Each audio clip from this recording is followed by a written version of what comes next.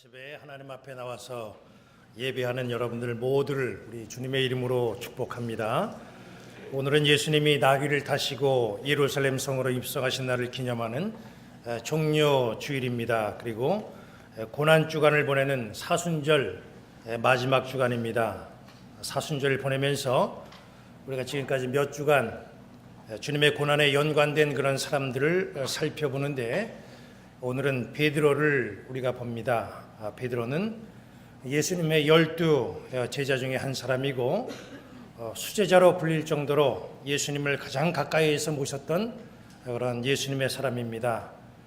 예수님도 특별한 장소에 가실 때에 베드로를 데리고 가셨습니다. 그런데 문제는 베드로는 늘 예수님 곁에 있었지만은 예수님에 대한 이해가 부족했다고 하는 겁니다.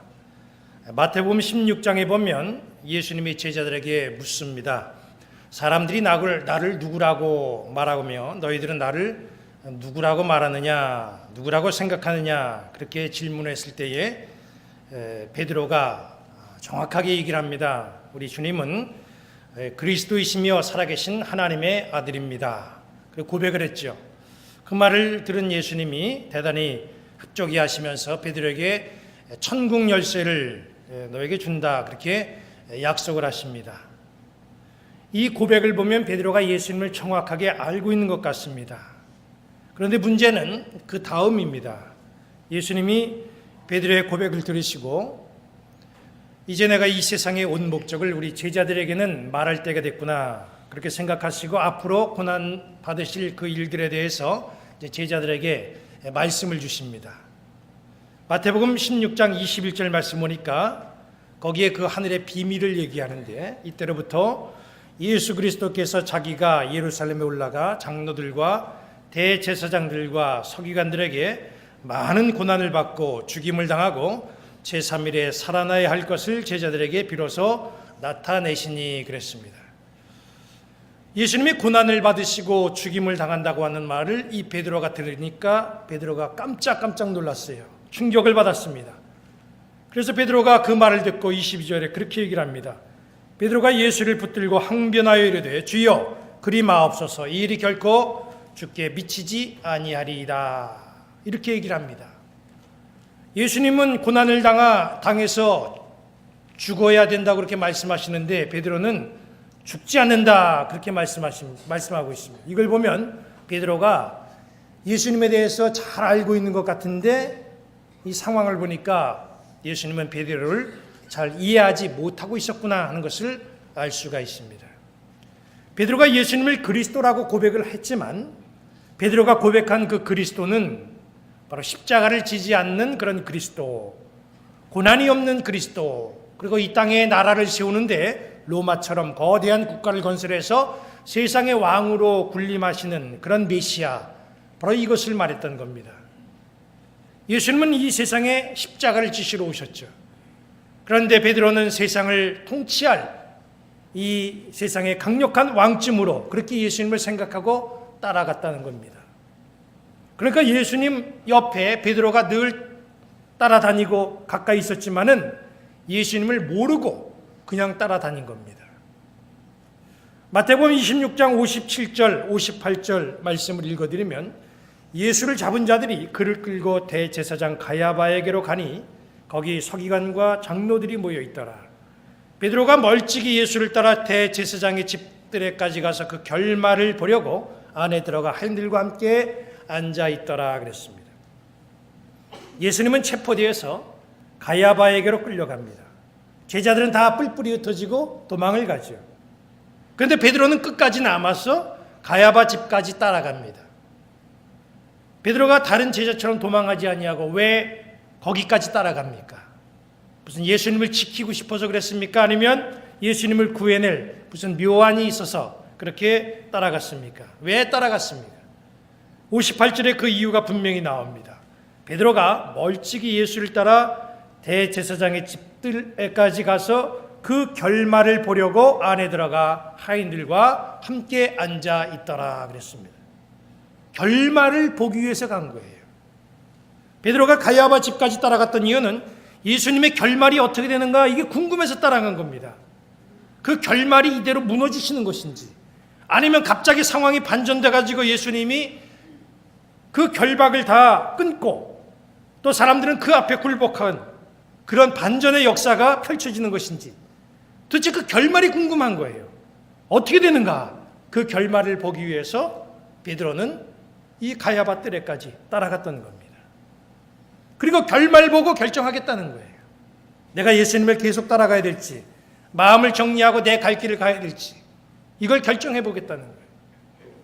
베드로는 숨을 죽이고 결말이 어떻게 되는가, 사태가 어떻게 흘러가는가 관망을 하고 있습니다.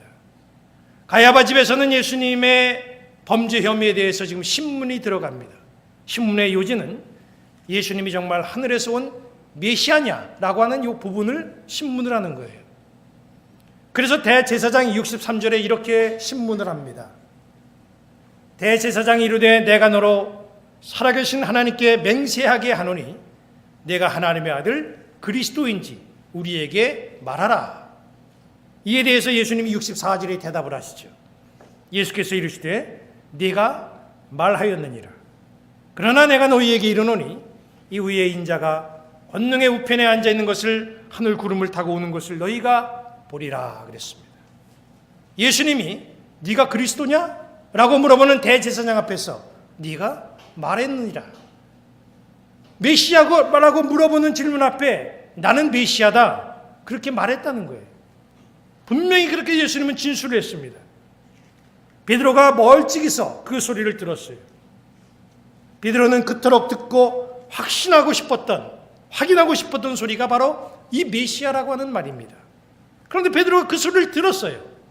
그렇다고 한다면 그 소리를 들은 베드로의 마음속에는 이제 됐다 라고 하는 안심과 함께 기쁨이 솟아나야 되고 위로가 되어야 되고 그리고 확신이 서야 되잖아요. 그런데 자기가 지금까지 예수님의 정체성을 확인하고 싶어서 위험을 부르쓰고 가야바집까지 와가지고 정말 소원대로 예수님의 입에서 메시아라는 말을 들었는데 이상하게 이 베드로의 마음속에는 그 소리 듣고도 기쁘지가 않습니다. 주님은 분명히 많은 사람들 앞에서 내가 메시아다 그렇게 말씀을 했는데 베드로가 그 소리 듣고 오히려 더 갈등을 느꼈다는 거예요. 그 이유가 뭡니까? 예수님은 자기를 메시아라고 말하지만 그렇게 메시아다운 모습이 보여지질 않고 있는 거예요.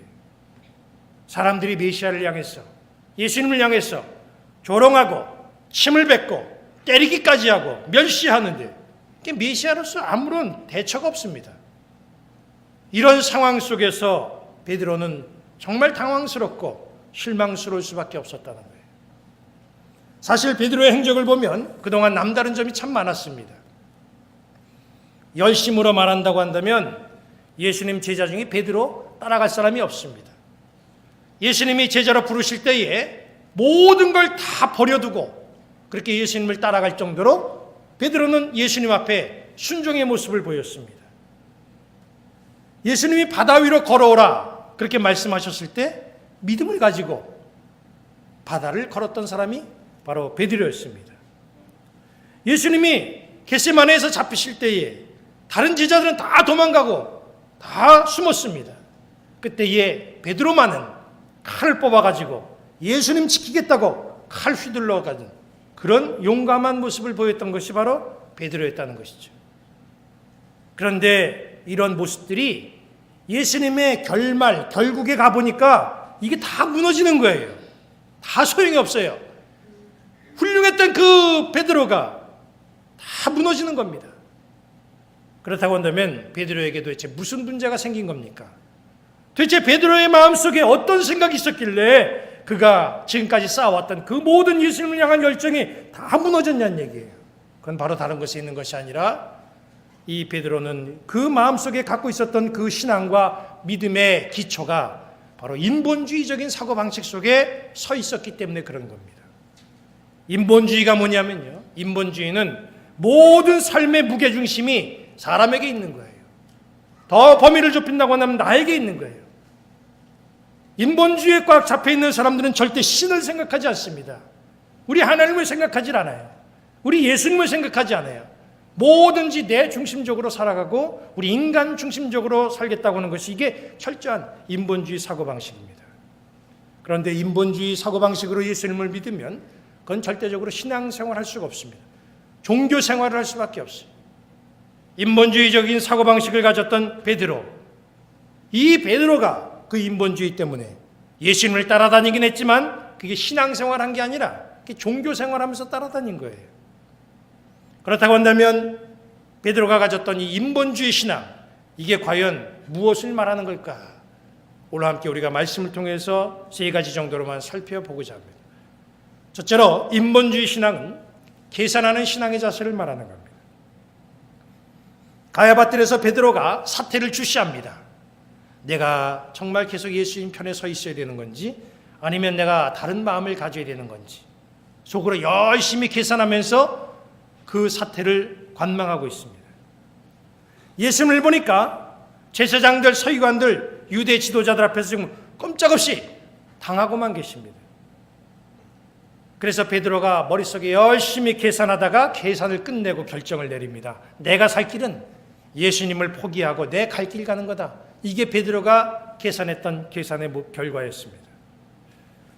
베드로에게 있어서 예수님은 인기 있고 먹을 것 주시고 기적을 베풀 때 메시아여 예수님이 주님이시지 예수님이 뭐 조롱당하고 멸시당하고 천대받을 때 이거는 나하고 상관없는 그런 분이라는 거죠. 바로 그것이 베드로가 가졌던 예수님에 대한 결론이었다는 거예요. 우리가 신앙생활하면서 세상적인 계산 방법으로 주님을 바라보고 있지 않는지 내 자신을 좀 돌아볼 필요가 있습니다. 상당수 기독교인들이 내가 잘 될 때, 주님이 복을 주실 때에는 할렐루야 하다가 시험이 오고 고난이 오고 하는 일이 잘 안 되면 쉽게 신앙을 포기할 때가 있습니다.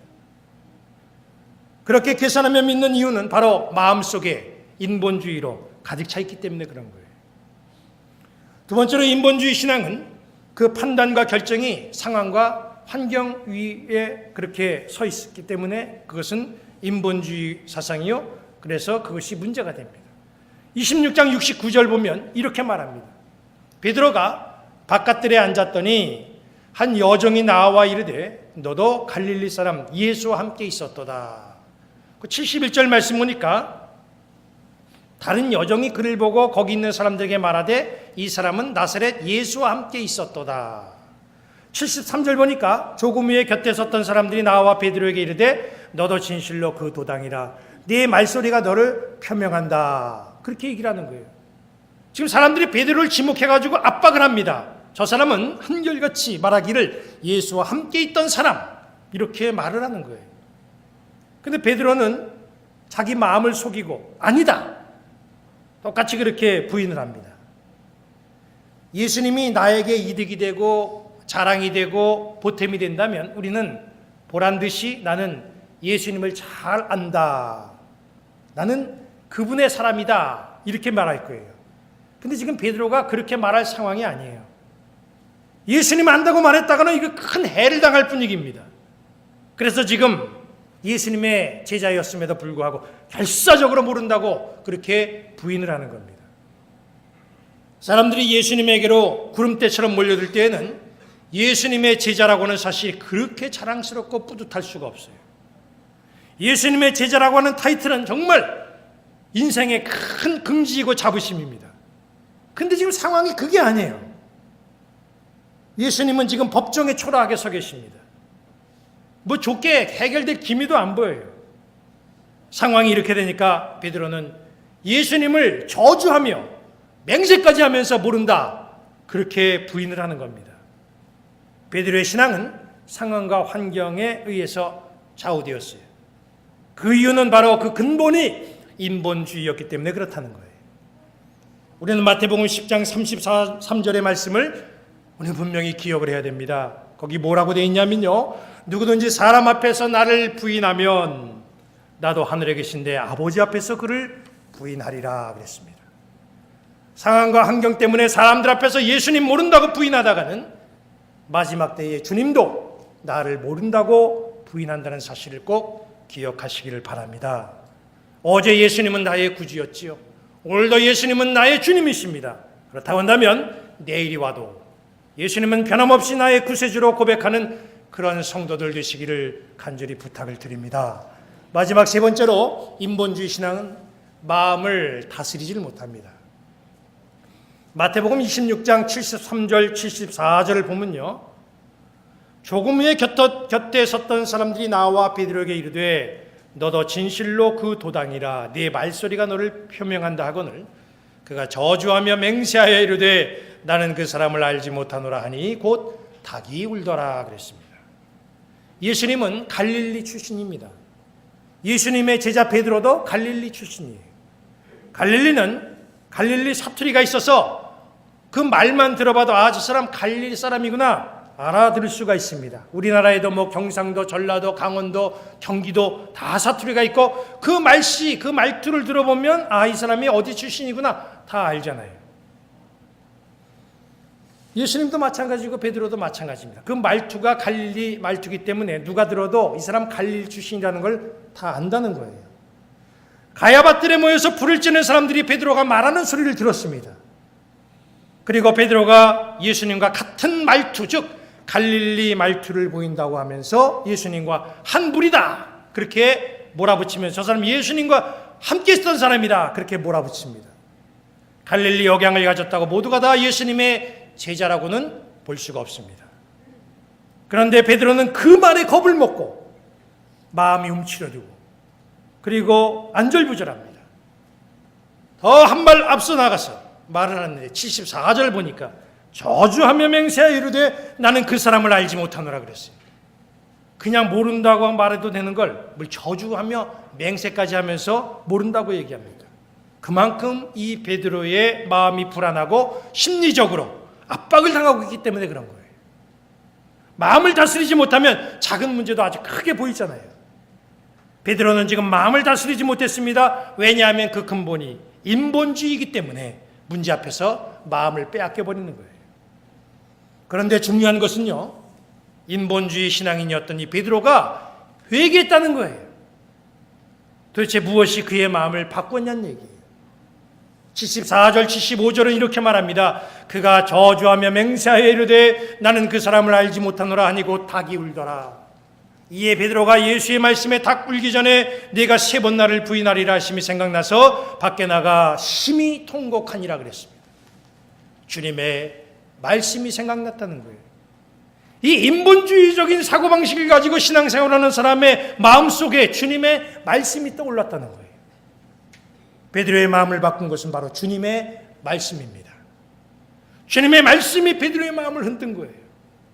주님의 말씀은 우리에게 들려지는 귀중한 음성이에요.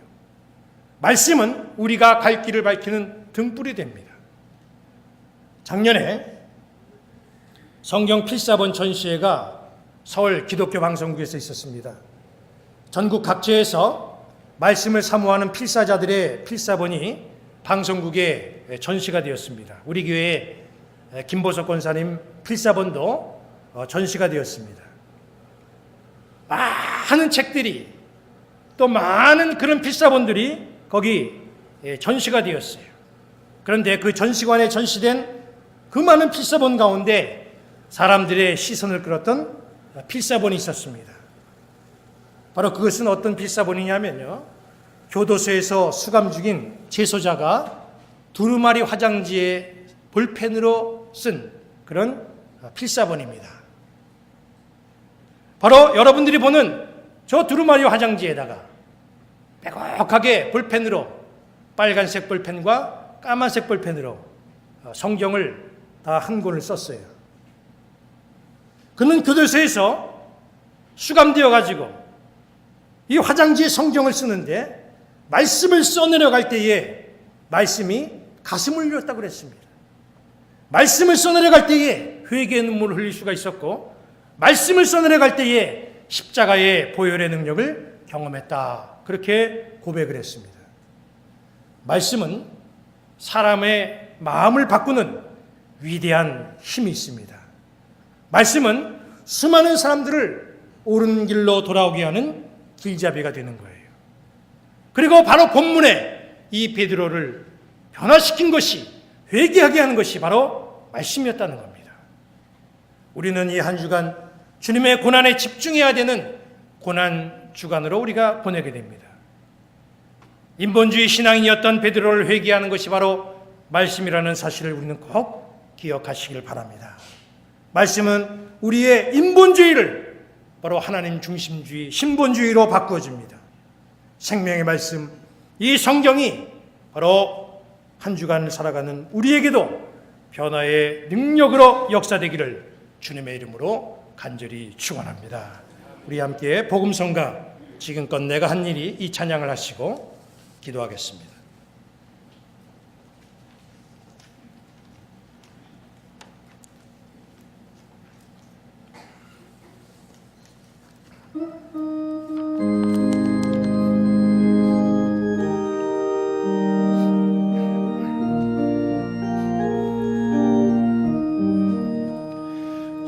지금껏 내가 한 일이 주를 위한 일이었는지 지나간 세월 돌이켜 주님 앞에 하렵니다. 이 한 몸 주를 위하여 목숨 버린다 했으나 주의 영광 뒤로 하고 나의 자랑 앞세웠으니 내가 가는 이 길이 주를 위한 것보다 예수 이름만 파는 가룟 유다와 같습니다. 한평생 주를 위하여 변함없이 살겠다던 베드로 같은 믿음이 내게도 있었습니다. 그러나 지금 내 맘속에 허영과 교만만 있고 주님 지신 십자가는 짐이 된다 벗었습니다. 내가 가는 이 길이 주를 위한 것보다 율법만 앞세우는 바리새인과 같습니다. 오늘도 복음을 들고 쉼없이 다녔지만 성령의 불같은 인도 믿음 없이 전했습니다. 육신의 권고함 더하여 복음의 사명 약해지니 아버지여 연약한 종 어찌해야 하오리까. 내가 가는 이 길이 영광의 길이라며 바울과 같은 믿음을